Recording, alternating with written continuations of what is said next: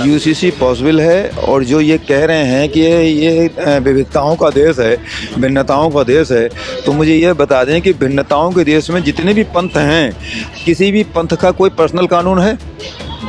किसी पंथ का नहीं है, केवल एक मुस्लिम का पर्सनल कानून है।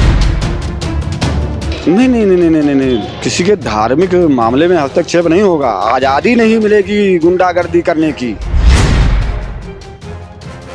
सिविल कोड से बहुत चीज़ें ऐसी है जो देश सुधर जाएगा। और अगर आप मुझे बताइए, मैं आपसे पूछना चाहता हूँ कि यूनिफॉर्म सिविल कोड अगर होगा भी तो वो किस आधार पर होगा? किस तरीके का यूनिफॉर्म सिविल कोड होगा? क्या सब लोग एक जैसे बन जाएंगे? क्या सब लोग भगवा पहनकर घूमेंगे? क्या ये हम अखंड भारत बनाएंगे? मैं अभी जहन में भी नहीं आ रहा कैसी कैसी बातें हमारी मुस्लिम बहनों की, हमारी मुस्लिम माओं के बारे में बोली जाती है और उनको हैरेस किया जाता है। ये टोटली हम इसके अगेंस्ट हैं और ये चीज़ बिल्कुल नहीं होनी चाहिए।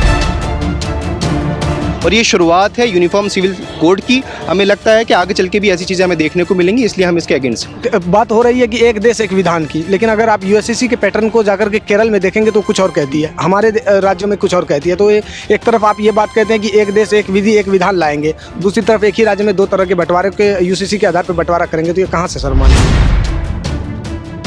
सबसे बड़ी बात है तो कि मुसलमानों को एक छोटे से मुद्दे से डराना, ये तो बात ही अपने आप में बहुत ही निराशाजनक करने वाला है। हम लोग यूसीसी से डरने वाले नहीं। हम लोग क्या 133 करोड़ लोग जो एक छोटे छोटे मुद्दों पे डरते नहीं हैं।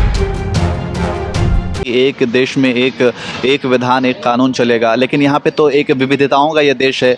सब हर धर्म संप्रदाय पंथ के लोग मानने वाले हैं। तो क्या यूसीसी इस पे ऐसा लगता है कि पॉसिबल है? यूसीसी पॉसिबल है। और जो ये कह रहे हैं कि ये विविधताओं का देश है, भिन्नताओं का देश है, तो मुझे ये बता दें कि भिन्नताओं के देश में जितने भी पंथ हैं, किसी भी पंथ का कोई पर्सनल कानून है? किसी पंथ का नहीं है, केवल एक मुस्लिम का पर्सनल कानून है। तो ये कैसे हो सकता है कि एक देश में दो कानून चलें? या तो हर पंथ का अलग अलग कानून हो तो कोई बात ही नहीं है, लेकिन किसी का कोई कानून ना होना, केवल एक ही पंथ का कानून होना, ये तो गलत बात है। आप से तो गवर्नमेंट के जो कानून है, जो संविधान है, उसको माने, या अपना अगर मानते हैं तो ये गलत है।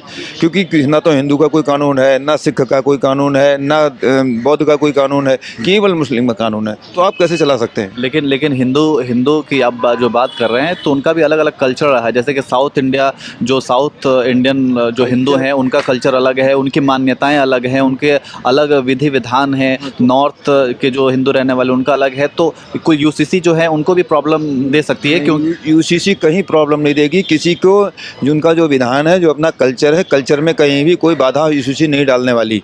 यूसीसी को कम से कम पढ़ें, उसको देखें कि वो इस चीज़ को नहीं, जो संवैधानिक बातें हैं, जो संविधान के तहत बातें हैं, उनको मानने की बात करती है। अपना निजी जीवन में कोई अधिकार उनको नहीं छीन रही है यूसीसी। आपका निजी जीवन है, आपको मुस्लिम पक्ष है, उनका जो धार्मिक अपना आधार है उस पर जिए, वो उनको मना करने नहीं यूसीसी। यूसीसी तो ये कह रही है कि आपने जो अपना कानून पर्सनल लॉ बोर्ड बना रखा है वो लागू नहीं होगा, लेकिन संविधान लागू होगा। कभी जो निजी जीवन है, आप पूजा पद्धति आपकी क्या है, आपके जीवन यापन कैसे करते हैं, दक्षिण भारत वाले कैसे करते हैं, नॉर्थ ईस्ट वाले कैसे करते हैं, हम कैसे करते हैं, इस पर कभी यूसीसी कहीं पर भी कोई प्रतिबंध नहीं लगा रही। ये किसने कहा उस पर प्रतिबंध लगा रही है? लेकिन ये कहा जा रहा है ना कि वो तो इफेक्ट तो होगा ना। अगर एक देश में कानून की बात कही जा रही है, वहीं पे दूसरी तरफ वही संविधान जो है सभी को अपनी धार्मिक मान्यताओं पे चलने की पूरी छूट देता है। तो क्या ये किसी के धार्मिक विधान में हस्तक्षेप वाली बात नहीं आएगी? यूसीसी में कहीं भी धार्मिक मान्यताओं में हस्तक्षेप की बात कही नहीं गई है। वो तो संविधान की बात कर रहे हैं। संविधान ये कहाँ कहता है कि साहब जो पूजा हम कर रहे हैं वही तुम करोगे, हमारी तरफ तुम चलोगे, ये तो नहीं कहता कहीं पर। वो केवल संविधान की बात करते हैं, केवल कानून की बात कर रहे हैं कि अगर आप अपराध करोगे तो आपको दंडनीय होगा। अगर हिंदू में एक विवाह की पद्धति है तो आपके एक विवाह की पद्धति होगी, 7 विवाह की पद्धति नहीं होगी। आपके यहाँ जो हलाला है उसको ख़त्म किया। मतलब इस तरीके की जो बातें हैं, जो समाज में एक गलत ढंग से देखी जा रही, उनको रोकने की बात कर रहा है, संविधान की बात कर रहे हैं। कहीं किसी की धार्मिक मान्यताओं को या धार्मिक उस बात में हस्तक्षेप नहीं करना है। अगर ये हो जाएगा तो हिंदुओं में लड़ाई हो जाएगी आपस में, क्योंकि दक्षिण भारत वाले दूसरी तरीके से करते हैं, उत्तर भारत वाले अलग करते हैं, नॉर्थ ईस्ट वाले। तो ये चीज़ें नहीं कहीं पर भी हैं। ये तो गलत सोच रहे हैं और गलत ही उनका कहना है। ये केवल बबल भड़काने की बातें हैं। इसके लिए बहुत ज़रूरी है, देश के लिए बहुत ज़रूरी है, और जो ज़रूरी है वही कर रहा है। भाई मोदी कहते हैं कि मोदी क्या बिगा, मोदी के आने से आप देखिए पार्लियामेंट बन के तैयार है, ये 20 साल में नहीं बन के तैयार होती। मुझसे पूछिए, मंडपम बन के तैयार है, वंदे भारत ट्रेन चल रही है, कितने शौचालय बन गए, आज गरीबों का इलाज हो रहा है। सबको राशन सड़ जाते थे, CIS सब गोदाम में राशन ऐसे गेहूं सड़ जाते थे, मैंने देखा है नारायणा में, मैंने देखा है क्योंकि हम चलते हैं तो मुझे पता है, और गेहूं सड़ गए। लेकिन यूसीसी को लेकर ये कहा जा रहा है कि अगर ये लागू होता है तो बहुत सारे इसमें मतभेद देखे जा रहे हैं। वो ये कहा जा रहा है कि ये किसी के धार्मिक मामले में हस्तक्षेप होगा। नहीं नहीं नहीं नहीं नहीं नहीं, किसी के धार्मिक मामले में हस्तक्षेप नहीं होगा। आज़ादी नहीं मिलेगी गुंडागर्दी करने की। सिविल कोड से बहुत चीज़ें ऐसी है जो देश सुधर जाएगा। देश कल पार्लियामेंट में बोला नहीं है मोदी जी ने कि भाई हुड़दंग आप चुन करके आए हो, आप जो है इसमें बने हुए हो, सांसद बन करके बैठे हो। वो पार्लियामेंट एक मंदिर माना गया है भारत देश का, वहीं से सारी चीज़ें स्थित होती प्रोग्राम हो, उसमें आकर के हुड़दंग मचाएं आप, उसमें आकर के हुड़दंग मचाते हैं और उसका अपमान करते हैं, तो वो सहन नहीं किया जाए, सुधर जाओ। फोर्स में सबके लिए कानून एक बराबर, सबके लिए कानून एक है, अलग अलग कानून नहीं है।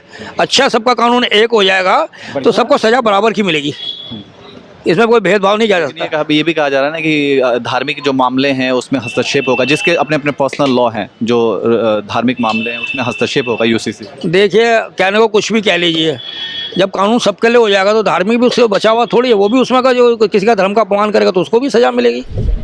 यूसीसी यूनिफॉर्म सिविल कोड को लेकर के आप क्या कहेंगे? देखिए फिर वही बात आती है कि पहले सबसे पहले अगर हम बीइंग एन इंडियन अगर किसी चीज़ को फॉलो करते हैं तो हम कॉन्स्टिट्यूशन को फॉलो करते हैं। कॉन्स्टिट्यूशन हमें सेक्युलरिज्म एक और right to equality, right to dressing code का आधार देता है। वो हमें ये बात बताता है कि हमने क्या पहनना है क्या नहीं पहनना है। अब अगर कोई इतने टाइम के बाद 1950 से लेकर अब तक किसी भी सरकार ने ऐसे कदम नहीं उठाए कि जिससे किसी पर्टिकुलर कम्युनिटी को या माइनॉरिटी कम्युनिटी को टारगेट किया जाए। ये अभी हो रहा है। और अगर आप मुझे बताइए, मैं आपसे पूछना चाहता हूँ कि यूनिफॉर्म सिविल कोड अगर होगा भी तो वो किस आधार पर होगा, किस तरीके का यूनिफॉर्म सिविल कोड होगा? क्या सब लोग एक जैसे बन जाएंगे? क्या सब लोग भगवा पहनकर घूमेंगे? क्या ये हम अखंड भारत बनाएंगे? ये सारी चीज़ें तो अभी नहीं कही गई ना कि वहाँ पे सब भगवा पहन कर घूमेंगे या सबको किसी कम्युनिटी के ऊपर कुछ चीज़ें थोपी जाएंगी। ये तो सिर्फ नॉर्मली ये बात हो रही है कि एक देश में एक विधान, एक कानून से ही सब कुछ चलेगा। तो उसको लेकर के यूनिफॉर्म सिविल कोड की मांग, मतलब उसको अप्लाई करने की बात कही जा रही है। इसमें कहाँ ये कहा गया है कि इस धर्म विशेष को दबाया जाएगा, इस धर्म विशेष की चीज़ों को थोपा जाएगा, ऐसा कुछ तो अभी है नहीं। चलिए ठीक है, मान लेते हैं कि अभी कुछ नहीं है, लेकिन ये अभी शुरुआत है। आप पूरे हिंदुस्तान का सर्वे कर लें। अभी रिसेंटली ये लखनऊ नहीं राजस्थान का एक केस सामने आया है, वहाँ पर एक वीडियो वायरल हो रही है। वहाँ के जो अभी रिसेंटली इलेक्टेड MP हैं वो एक कॉलेज में या स्कूल में जाते हैं 26 जनवरी की किसी रैली में, और वहाँ पर जाकर बयान देते हैं कि यहाँ पर 2 सिविल कोड मतलब 2 तरीके की ड्रेस लोगों ने पहन रखी हैं। वो ज़ाहिरी तौर पर एलिगेशंस लगाते हैं मुस्लिम माइनॉरिटी की गर्ल्स पर कि उन्होंने हिजाब क्यों पहन रखा है। वो ज़ाहिरी तौर पर कहते हैं कि इस चीज़ को हटाया जाए, एक तरीके का कोड बनाया जाए। तो आप इस मानसिकता को मद्देनजर रखते हुए आप सोचिए कि आगे चलकर फ्यूचर में क्या होने वाला है, कि हमसे हमारा राइट टू फ्रीडम, हमसे हमारा right to wearing the clothes ये छीना जाएगा। अभी तो ये चीज़ नहीं है, लेकिन इन चीज़ों के आधार पर हम ये कह सकते हैं इन फ्यूचर ये चीज़ें होंगी, इसलिए हम इस चीज़ का खंडन करते हैं। लेकिन उन सभी मुद्दों को लेकर के तो ये कहा गया था कि स्कूल का अपना एक यूनिफॉर्म होता है, वो सारी चीज़ें ड्रेसिंग सेंस होता है, यूनिफॉर्म होता है, तो वो सारे आप अपने घर में जो है पर्दा करना है, हिजाब पहनना है, बुर्का पहनना है, आप पहनिए। लेकिन आप स्कूल जब आ रहे हैं तो स्कूल में सबके लिए बराबर रूल है ना। सबको जो पहनने के लिए स्कूल ने ड्रेस दिया हुआ है उसी ड्रेस कोड को आपको फॉलो करना होगा। तो इसमें कि एक ख़ास टारगेट, मतलब एक कम्युनिटी को टारगेट करने का सवाल कहाँ है? आप फिर मेरी बात नहीं समझ रहे हैं। जाहिर सी बात है, वो बात जो आपने कही वो बिल्कुल सही है, मैं उससे सहमत हूँ। लेकिन वही चीज़ आप देखिए ना कि अगर हमें घर में पर्दा करने का अधिकार है अपने रिलीजियस एतबार से, अपने मजहबी एतबार से, इसी तरीके से कॉन्स्टिट्यूशन के एतबार से हमें बाहर निकलते वक्त भी पर्दा करने का अधिकार है। कॉन्स्टिट्यूशन हमें कहता है कि हम अपने रिलीजन को फॉलो करें, जो सेंटिमेंट्स, जो बिलीव्स, जो फेथ, जो मेडस्टी हमारे रिलीजन में है हम उसको फॉलो करें, ना कि हम दूसरों के एतबार से चलें। ज़ाहिरी तौर पर जैसे जैसे नारे लगाए जाते हैं, मैं अभी जहन में भी नहीं आ रहे कैसी कैसी बातें हमारी मुस्लिम बहनों की, हमारी मुस्लिम माओं के बारे में बोली जाती है और उनको हैरेस किया जाता है। ये टोटली हम इसके अगेंस्ट हैं और ये चीज़ बिल्कुल नहीं होनी चाहिए। और ये शुरुआत है यूनिफॉर्म सिविल कोड की। हमें लगता है कि आगे चल के भी ऐसी चीज़ें हमें देखने को मिलेंगी, इसलिए हम इसके अगेंस्ट हैं। लेकिन देखिए यूसीसी को लेकर के अभी कुछ भी ऐसा क्लियर नहीं हुआ है, कुछ भी ऐसा ड्राफ्ट सामने नहीं आया है। लेकिन उससे पहले ही एक तरीके से हवा बनाया जा रहा है, एक माहौल क्रिएट किया जा रहा है कि इसमें मुसलमानों को जो है वो प्रताड़ित किया जाएगा, उन्हें एक्सप्लॉइट किया जाएगा। लेकिन लेकिन ऐसी चीज़ें अभी गवर्नमेंट की तरफ से यूनिफॉर्म सिविल कोड में क्या होना है, क्या नहीं होना है, उसके क्या प्रावधान होंगे, उसके क्या नियम होंगे, ऐसा तो कुछ निकल करके सामने आया है नहीं है। लेकिन इसके बावजूद एक हवा बनाना, एक माहौल क्रिएट करना कि इस कानून के तहत सिर्फ मुसलमानों को, एक ख़ास कम्युनिटी को टारगेट किया जाएगा, उनके जो एक अधिकार हैं उसको ख़त्म किया जाएगा, ये कहाँ तक सही है? देखिए अभी जो हालात बने हुए हैं, जो भी पटिशन या जो भी रिपोर्ट गवर्नमेंट की आई है, जो हालात अभी बने हुए हैं, लोगों ने उसी के एतबार से अपने अपने बयान दिए हैं और हम उसी के एतबार से चीज़ों को जो है वो एडवाइस कर रहे हैं या एडजस्ट कर रहे हैं। आगे जो नतीजा आएगा उसके लिए हम खड़े हुए हैं, देखेंगे। अगर हमारे हित में नतीजा आता है तो हम उसको पूरी तरीके से सपोर्ट करेंगे एज एन इंडियन। अगर हमारे हित में नतीजा नहीं आता है या हमें लगेगा कि हमारे सेंटिमेंट्स को हट किया जा रहा है या हमारी रिलीजियस आइडेंटिटी को कहीं ना कहीं हट किया जा रहा है तो हम उसके अगेंस्ट भी रहेंगे। देखिए यूसीसी एक ऐसा मुद्दा है, मैं आपको मसलन बताऊं कि यूसीसी एक नो बॉल की तरह है। हम लोगों को उसे नो बॉल की तरह लेना चाहिए। उसे आप मारे या ना मारे, अगली गेंद आपको फ्री हिट होनी है। तो आप हमें सबसे पहले ये चाहिए कि यूएससीसी में हम लोग को एक अपनी आत्मीयता का, अपने पेशेंस का, हम लोग के अपने पेशेंस का ये एक अग्नि परीक्षा है। तो हमें अपने आपस में सबसे पहले ये मशवरा करना चाहिए कि इस पे क्या करना है। और सबसे पहली बात, सरकार जो ड्राफ्टिंग कमीशन बैठा रही है, एक मसौदा पेश कर दे। और यूसीसी को लेकर के जो एक कह रहे हैं ना कि बात हो रही है कि एक देश एक विधान की, लेकिन अगर आप यूएससीसी के पैटर्न को जाकर के केरल में देखेंगे तो कुछ और कहती है, हमारे राज्यों में कुछ और कहती है। तो एक तरफ आप ये बात कहते हैं कि एक देश एक विधि एक विधान लाएंगे, दूसरी तरफ एक ही राज्य में दो तरह के बंटवारे के यूसीसी के आधार पर बंटवारा करेंगे, तो ये कहाँ से सर्वमान्य है? लेकिन खास करके मुसलमानों को लेकर के एक माहौल बनाया जा रहा है ना कि ये मुसलमानों के मतलब इस तरीके का माहौल है कि ये यूसीसी जो है वो इस्लामिक जो मान्यताएं हैं उसको ख़त्म कर देंगी, है ना। तो ये बात जो मुसलमानों के अंदर एक डर भय फैलाया जा रहा है, क्या ये राजनीति से प्रेरित है? इसे आप कैसे देखते हैं? देखिए, सबसे बड़ी बात है तो कि मुसलमानों को एक छोटे से मुद्दे से डराना, ये तो बात ही अपने आप में बहुत ही निराशाजनक करने वाला है। हम लोग यूसीसी से डरने वाले नहीं। हम लोग क्या 133 करोड़ लोग जो एक छोटे छोटे मुद्दों पे डरते नहीं हैं। हाँ, यूसीसी देखिए एक अच्छा सोच विचार है, मैं इस सोच को समर्थन करता हूँ, लेकिन यूसीसी का एक पैटर्न होना चाहिए, एक ड्राफ्ट होना चाहिए, एक लॉ होना चाहिए। और एक जिस तरह से बाकी अन्य देशों में जिस तरह से लागू होता है, सेम पैरामीटर पर भी देश में भी लागू कीजिए, किसे आपत्ति है?